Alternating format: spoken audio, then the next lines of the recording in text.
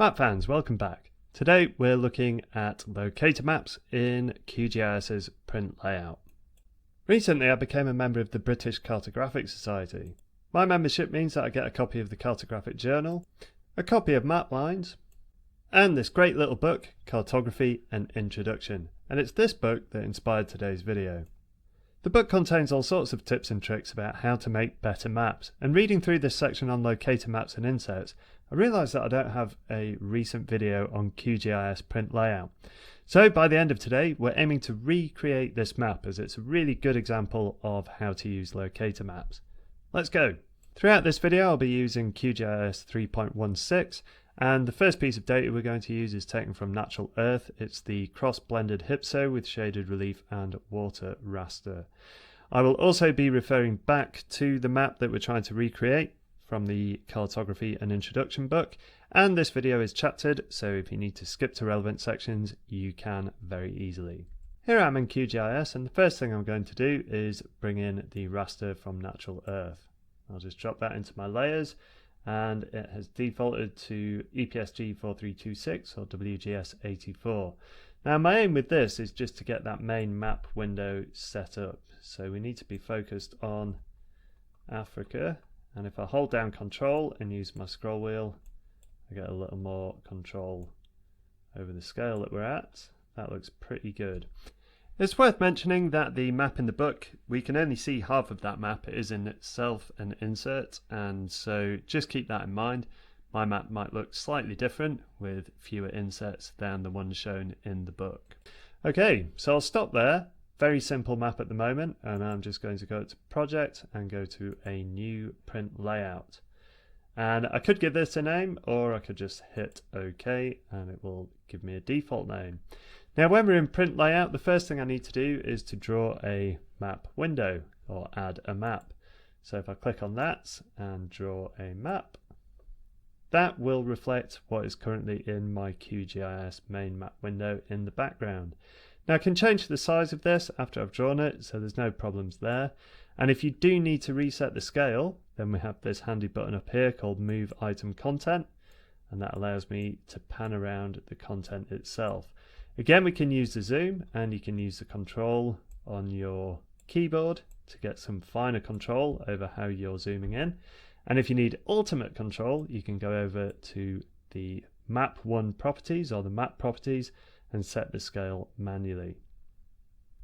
Now when we add an item to the layout, we will see it appear in this item panel, so we can see what items make up our layout.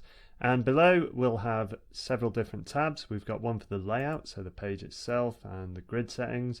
We've got the item properties, so whichever item we've currently selected. Then got guides, and then we have Atlas as well. Now if you can't see one of these, for example item properties, that has gone. If I go up to View and go to Panels, then you should be able to see which ones are available and which ones are not currently visible. If I click on Item Properties, back it comes, so just be aware of that if you need to alter these panels at all. The Guides section is going to be useful for us in this project, so if I just click on the Guides tab, we can set horizontal or vertical guides as we need to across the page. So when I'm dealing with multiple frames, I can divide the page up as I need to, apply a little bit of maths and divvy it up successfully. Now with the item properties, currently I've got map 1 selected, and so it's showing me all the properties of this. If I need to know my page properties, I can right click on the page itself and go to Page Properties, and that will tell me the width in millimeters and the height in millimeters of my page. So if I'm dividing the page up into equal fifths or something like that, I can easily work it out from here with the width and the height. If I want to get back to my map properties, I can right click and go to Item Properties instead, and that will flick back to whatever item is selected up here. Now I've worked out the guides already, so I will just put those in quickly now.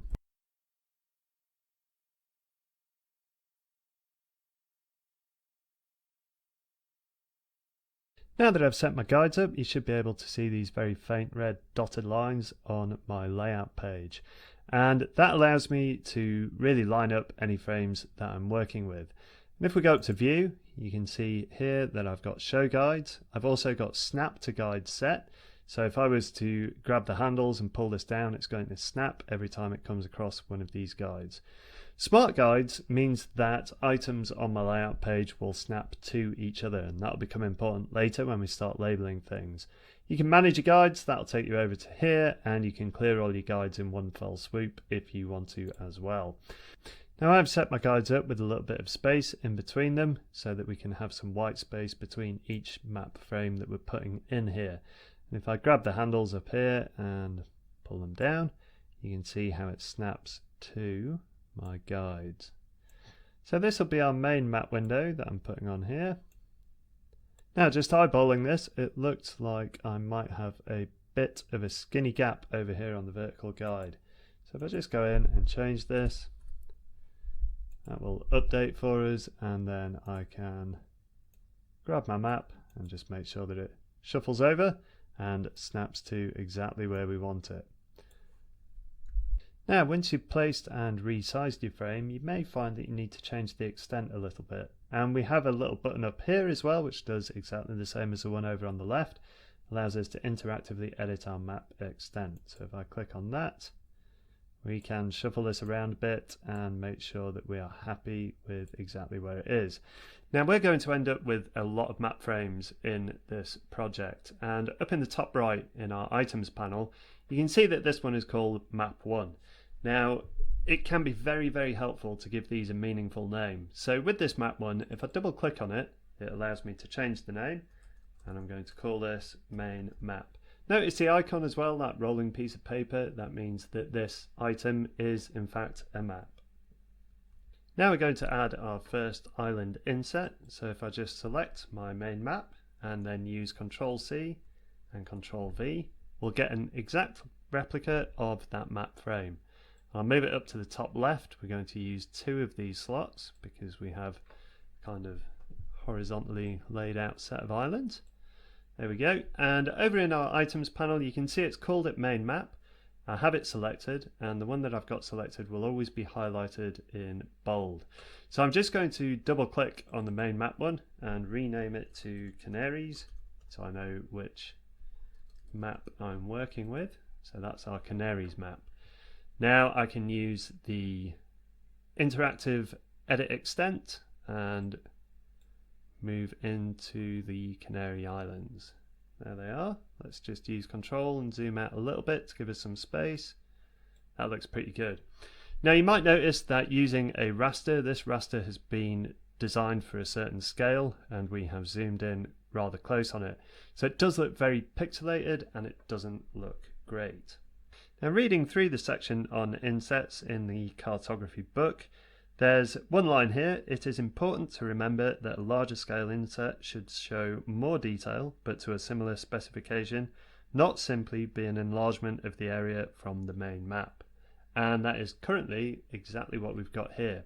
So let's change that. I'm going to jump back into the QGIS main window and we will play around with our Canaries map. Here I am back in QGIS, and first up let's zoom in to the Canaries. So I'll just do that and we can see our lovely pixelated islands right there. Now that I've zoomed into this spot and we are going to be moving around this main map quite a lot, I'd like to make a new spatial bookmark. So if I just click on here, I've got a new bookmark up here. I'll rename that to Canaries, and I would like to save this in project bookmarks. That means that it'll be accessible from this project. If I was to save it in user bookmarks, it would be available across all my projects, but this is a very specific project, so I'll just save it in the project bookmarks. Hit save, there we go. Now if I zoom somewhere else, I can always go back to my bookmarks. Show my spatial bookmarks, project bookmarks, double click Canaries, and there I am, back to the same extent. Now, as these are quite pixelated, what I might want to do is have a bit of a sharper edge for these coastlines. So what I'll do is go down to the coordinate and access some natural earth data very sneakily. If I just type in world down here and press enter, that will bring in a map of the world, and it's a vector map, so we get much sharper lines, which is great. However, we do have the problem of the background. Now, how could we sort that out? Well, there's a ton of different ways, but the way I am going to use is first of all to make a duplicate of this world map layer. So I'll duplicate that layer, and then I'm just going to rename it and call it World Oceans. Alright, and then I'll open up my style dialog. There we go. So we've got World Oceans selected, and instead of the single symbol, I'm going to use inverted polygons. So this will style the outside of the polygon as opposed to the inside, and it can be really useful for getting this kind of oceanic effect. So if I click on the simple fill, the symbol layer type is not going to be a simple fill. I'm going to use a shape burst fill, and we're going to have two colors. Now the first color is going to be the one closest to the polygon, so I will pick a color, and I'm just going to zoom in on our raster and choose that color. That looks good. And then for our outward or furthest away, I'm going to go for this deep blue. So I'll go to pick color again and use the eyedropper and take that blue. Alright, now let's turn this on and see what happens. Looks a little bit strange, and it's currently set to the whole shape. Now we can play around with this and go for a distance instead. So I'll set distance, that immediately looks a little bit better. And then we can also use this blur strength. So if I crank this up a little bit, it's a little less harsh between the two. That looks quite nice. And as I zoom in, if I go back to my Canaries project bookmark, that looks quite close to what we had in the background. It's not too bad, but it'll do for our purposes. So that's how we can create a World Oceans layer. Now I could probably do this with layer levels within the same layer, so I could have used the world map and added some styling to that, but I'm going to keep my oceans separate just for the sake of demonstration. If I flick back over to my layout, things are looking quite good for my Canaries map. But what's this down in the main map? It looks like our layers have updated. And that's not what I want. I would like only the raster map to be showing on our main map. Now you might be thinking that I could use the item lock up here, and that will lock my main map so that I can't pick it up and move it around or accidentally nudge it, but it doesn't make a difference to the layers. The layers can still change. So what we're going to do to fix this is use something called map themes. So back over to the QGIS main window, and what I'd like to do is set up two themes. One theme is going to be for my main map, and one theme is going to be for my Canaries map. So I'll switch off the World Oceans and I'll switch off the world map, and then we've just got this raster showing. So that's what our main map wants to look like. So in order to do that, if I go up to the eye, I can manage map themes, and I would like to add a theme. This theme is going to be called main map. Okay. Now the next theme that I would like to set is for the Canary Islands. So let's just go back to where the Canaries are, and I'd like the oceans on, and I'd like the world map on. Now I could leave the raster underneath because we have a little bit of transparency here, but I think I'm going to turn that off and just leave those as they are. That looks pretty good. And I'm going to add a new theme. So let's add a new theme and call this Canaries map. Okay. Now if I head back over to our layout and I hit refresh, let's see what happens. Everything is updated to the state that I left my map in, and it's currently set to the Canaries theme. Now if I look at my main map, over here in the layers, I can ask this particular item to follow a map theme. So if I check that and then go to the main map, one of the themes that I've just created, and hit that, you can see how that responds. And for our Canaries map, if I select this and then again go to follow map theme and set that to be the Canaries map, nothing changes for that one. Excellent, so this is looking pretty good. Now currently we've got a uniform colour for every country in the world, and it'd be quite nice to make this kind of like a political map, so we've got different colours per country.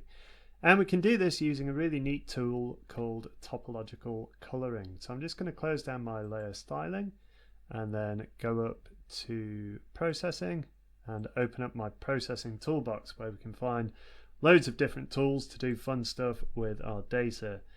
And if I look for topological colouring, you can search up here, but I've used it recently, so here it is.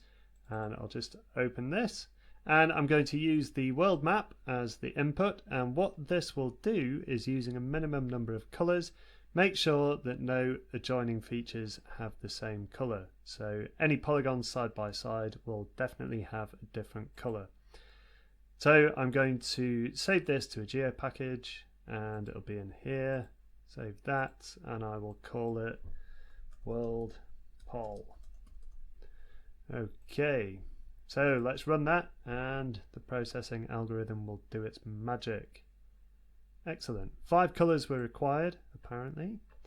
So here's our world political map, and currently everything is coloured the same way.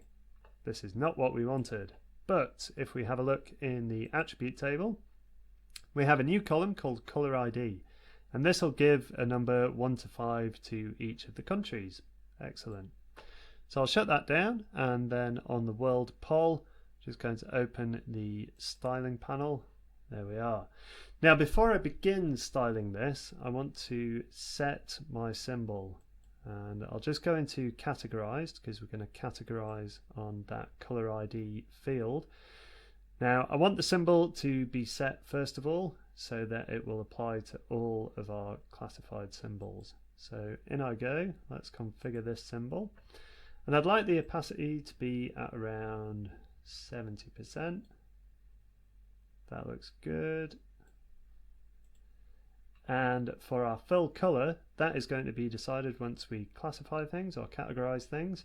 And for the stroke, I'm going to do something a little bit different. In here, I'm going to use a formula, and we are going to color mix. So if I go for color and mix RGB. Excellent. Now what this will do, if I just pull this up here, color mix RGB, this returns a string representing a color mixing of red, green, blue and alpha values of 2 provided colors based on a given ratio. So we can give it one color, a second color, and then ask for a ratio between those 2 colors, and you can see the example down here. So the original color that I would like to use is the symbol color. So if I use @ and then symbol underscore color, that's going to use the color of our fill, and that'll be our first color. The second color that I'm going to use is just black, so that'll be 0, 0, 0. Excellent. And we're going to put this at a ratio of 0.1 to start with, and I'll close that down. Alright, so currently this is null. That's alright, don't worry about it for the time being, but we have got that data driven override in there. Now the value that I'd like to style this on is going to be our color ID, and I'm going to ask it to classify this, and in they come. Now you can see the effect of that outline, the stroke that we set up. So if I zoom in here, it'll use the color of the fill and just make it slightly darker.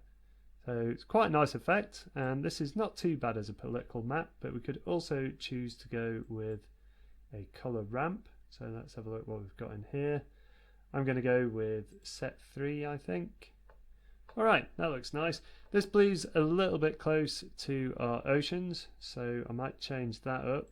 Just going to go into this specific symbol, and perhaps we'll make this into more of a purple. Let's just swing it around here. That's a little bit dark. Let's make it a little bit lighter. That's okay. I mean, you could spend a long time playing around with the colours for your own maps, but I am going to leave it there. I think that looks alright. Okay, let's apply that. Excellent. Now we have a sort of political world map. Cool. Now if I flick back over to our layout, and as you can see our Canaries map has changed, but all it's done is taken the world off and we have got the raster showing through again. Now that's a little strange. Let's click on it, and currently it's following the main map theme. I'd like it to follow the Canaries map theme, and there it is, but notice that all it has done is got white countries. We have neglected to update our Canaries map theme. So again, I'll switch back over to QGIS and let's have a look what we've got on here. So I've got the world political map on, I've got the world map off, and the world oceans on. That looks good. So if I go to my manage map themes, I can replace theme, and I'd like to replace the current settings into my Canaries map. Okay, there we go. And let's flick back again. If I refresh this, there we have our Canaries map in all its glory. Anybody using this map might not know where the Canaries are on the main map, and when you're including inset maps, it's a really good idea to add an overview map. So I'm just making sure that I've got my main map selected up in the items panel, and then I will scroll down in the item properties to this section, the overviews. And you might need to use a little drop down arrow, but using the green plus symbol I can add a new overview. And what map frame would I like an overview of? Well, the Canaries map. Okay, and you can see the default style is to put a kind of transparent pink box around that area. Now that style's quite good. If we go back to the cartography book, we have instead an outline. So if I just drop this down and go to configure symbol, we can do the usual things to configure our symbol. I'll set the fill to transparent. The stroke needs to be a solid line, and I'll make that a hairline stroke. Now it looks a bit strange when we're zoomed out, but if I zoom in, you can see it does actually work fine. So all good there. As we're going to have a number of inset maps and a number of overview maps, it's important to know which is which. So we'll label these, and I'll give this one a number 1, just like it is in the cartography and introduction book.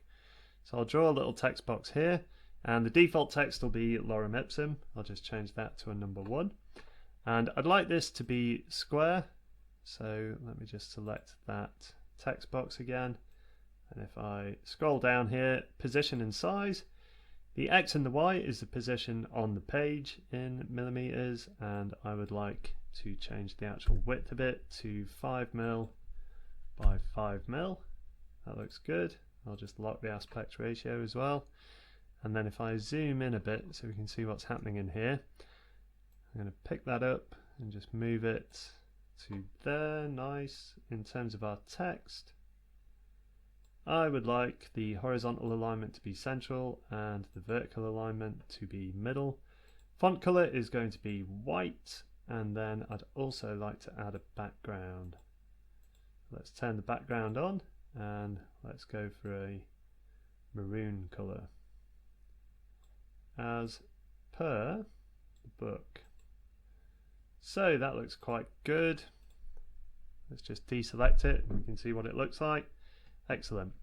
Now I want an exact replica of this so we can use our old copy and paste trick. I'm just going to select it, Control C and then Control V, and up it goes into our Canaries map.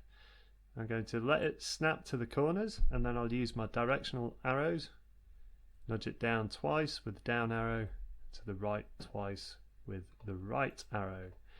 And then I'm going to add another text box here, and you can see with our smart snapping guides that we are snapping to the other objects in our layout. So quite useful when we're doing things like this.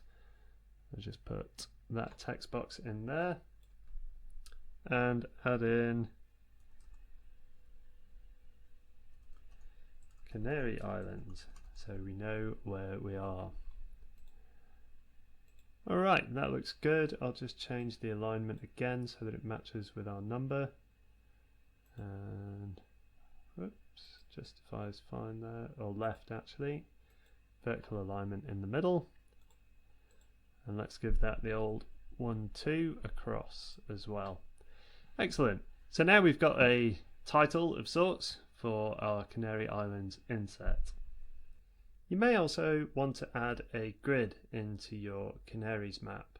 So I'm just going to make sure that I've got the Canaries map selected here, and let's have a look at the item properties. So I'll just scroll down, and here I can add a grid. So you just add a grid by hitting the plus sign, and you'll notice that nothing changes over on our Canaries map. But if I highlight this and go into modify grid, then we can start changing things. So we have grid type, we can choose it to be solid, cross, markers, whatever we like, and we also get the option to choose the CRS. So we can choose a specific coordinate reference system just for our grid. Now I'd like to make sure that this is in EPSG 4326, so WGS 84, and the interval can be map units or anything else that we choose. I'm going to go with map units, which in this case will be degrees, and let's go for an interval of 2 on the X and 2 on the Y. And you can see our grid updates automatically. Now these grid lines are square because our map CRS, if we go to our Canaries map and back out of the grid properties and scroll back up to here, you can see that the CRS for our Canary Islands map is set to 4326 as well. Now we can play around with these, and it's quite a nice feature in QGIS 3 where for each individual frame we can change the CRS. So if I wanted, say for example, an equal area for our Canary Islands map, I could go in here and change it. Oh, let's just go here. I believe 5635. Yeah, that looks good. There we go. So that's a Canary Islands CRS, and let's just alter that, and you can see how the grid changes accordingly because our grid is still in EPSG 4326. Now if I were to, the zoom's going all over the place, if I were to zoom in a little to the Canaries, there we go. Now our main map is still in WGS 84, and you can see how our extent indicator or the overview indicator changes shape according to our map CRS. So it's quite fun playing around with these things, and I quite like the jaunty angle of our grids and graticules at the moment, so I think I'll leave those as they are. And let's move on to labeling them. So in order to label them, again I can go down to the item properties, into the grid, modify the grid. Again our CRS for this is set to 4326 and the interval is in degrees. Then we get on to some styling options. Now I don't want a frame around this, I'm absolutely fine with it just being a grid, and I would like them to be labelled. So let's go to draw coordinates, and you can see that it defaults to putting all the coordinates on the outside, and because we've got this jaunty angle we have got a little bit of a conflict down here. It's trying to show both the X and the Y coordinates at the same time. So I'd like labels on the left and on the bottom and nowhere else. So on the left I would like these to be inside the frame. On the right I would like no labels. On the top I would like no labels. And on the bottom I would like these to be inside the frame as well.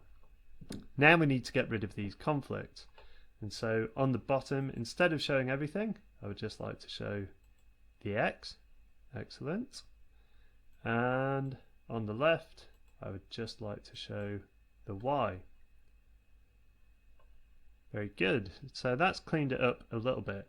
Now these grid lines at the moment are very overbearing. We need them to blend in a little better with our map. So let's go to the lines themselves and change the style a little bit. Let's go in here and configure the symbol. Simple line is fine. I'm going to go for hairline, make it very thin, and I would like to choose a kind of marine blue. Now that's quite powerful at the moment, so I'm just going to wind back the opacity a little bit. If I back out of the symbol settings, then we get the blend mode as well, and I'm just going to set this to lighten. So you can see that blends in a little better. You can play around with these blend modes, you might find one that is particularly good. Now when it comes to our labels, currently our format is set to decimal, and I prefer to have degrees. Our options here are degree minute with suffix, etc. So if I change it to degree minute, we get an awful lot of characters here, an awful lot of numbers. So if I just scroll down and change our coordinate precision to 0, there we go. We do still get the degrees and the minutes though. The minutes are less important here. So what I might do is, instead of using degree minute, I'll go into custom, and we can customize our labels any way we would like to. So I'm going to use this grid number. This is a variable, so if I just put that in there, you can see the preview is a 0, and these are actually treated as numbers. And what I'd like to do is change this to a string. So I use the toString, there we go, and then I can add or concatenate some text. So it could be any text I want, but I have very specific text. I want not that symbol, or that symbol, but I want that symbol. There we go. So that's a little degree symbol. I forgot my alt codes there. If you hold down the alt key and press 248 on your keyboard, you'll get this little degree symbol. And you can see down here it looks kind of nice. So I'll OK that, and now we have just the 2 digits and the degree symbol. Great. So we have to change our text because we don't want it to be so imposing. And the way to do that is to go down to font. I'll drop this down and let's go to configure format. Now I would like to change the font to Montserrat. That looks good, nice and clean. And the color, I'm going to go with the same color there. And these are blending in a little bit, but don't worry, we'll be able to make them stand out a bit more in a second. So I'll just dial back the opacity again a little bit, and if I go into the formatting, again we've got the blend mode option, and I'll change that to lighten. So that's good, it's kind of matching our lines now.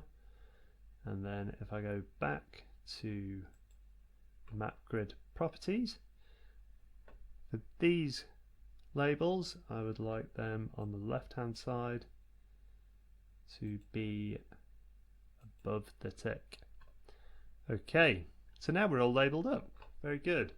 Now if you don't like the angle on the grid, you can of course go back to your map grid properties, modify the grid, and you can change the CRS to whatever you would like. Now if we keep our CRS at 4326, I can go back to the Canaries map itself and change, instead of having that projected coordinate system, we could switch this back to EPSG 4326, and that will give us that square grid, and you can zoom in onto the Canaries again. And note that our formatting stays the same, so you're free to play around with these as much as you want. It depends how you want to show things. Now we are obviously at a different scale within our Canary Islands inset map, and so we should include a scale bar for each of our insets.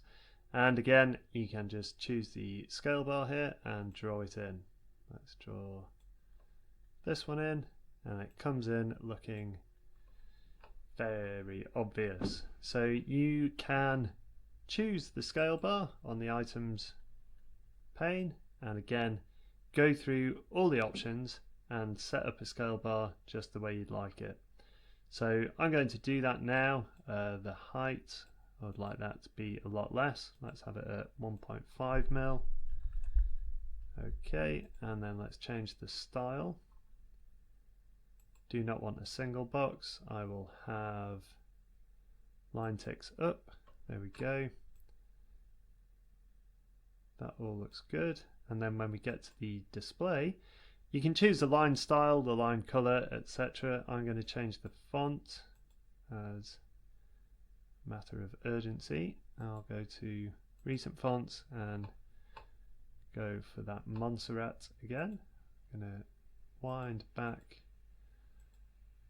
the font size to 8 probably, and then let's have a look how we can get these labels a little closer to the line itself. So we've got this label margin. If I dial this down, excellent, and then if we get into the line style, just going to make sure that this is as thin as possible, and then we want the division style to match that, be as thin as possible as well. So now we have a scale bar in there too. Now the reason that I'm doing all of this just for the Canary Islands inset is that we can use our good old copy and paste trick in order to set up the rest of our insets. And a nice way to do this is to start selecting items. So I'll select the Canaries map first of all, and then if I hold down Shift I can select other items that are in there too. So we should have our little numbers there and the scale bar. That should all be good. I'm going to Control C and then Control V it, and there we go, we get a nice replica of that. I'm going to move this into position and you can see everything comes with it, which is great. There we are. And instead of this being called Canaries map, we need to change the name to Madeira map, or whichever map it's going to be, and then we know exactly where it is. I'd also recommend changing the scale bar names, etc., so that you can just keep track of where things are. And instead of a number 1 here, let's change that to number 2. Okay, and we need to, whoops, number 2 has gone a bit strange. I'll put in an enter where I did not want one. There we are. Okay, so let's just scale this in. Nice. Obviously we need to move our location to Madeira, which is up to the north. Let's just do that quickly. So this looks like a good extent to use. I've changed the title, I've changed the number in the little box. I've also added another overview to the main map and duplicated with Control C, Control V, copy and paste. And I've also changed the grid properties for my Madeira map. The reason being that the interval was a little too big, so we didn't have any grid lines showing. So you can do this for all the surrounding inset maps, and it'd be great to see any maps that you are producing. So please let me know in the comments if you've got any that you'd like to share. Please don't forget to subscribe, but not to my channel. Instead, get on over to the British Cartographic Society channel. At the time of recording, they have 110 subscribers. It'd be great to see that number increase in the near future. If you click on the videos tab, they have got tons of very interesting talks and presentations about all things cartographic. So if you've made it this far, thanks very much for watching, and as always, happy mapping.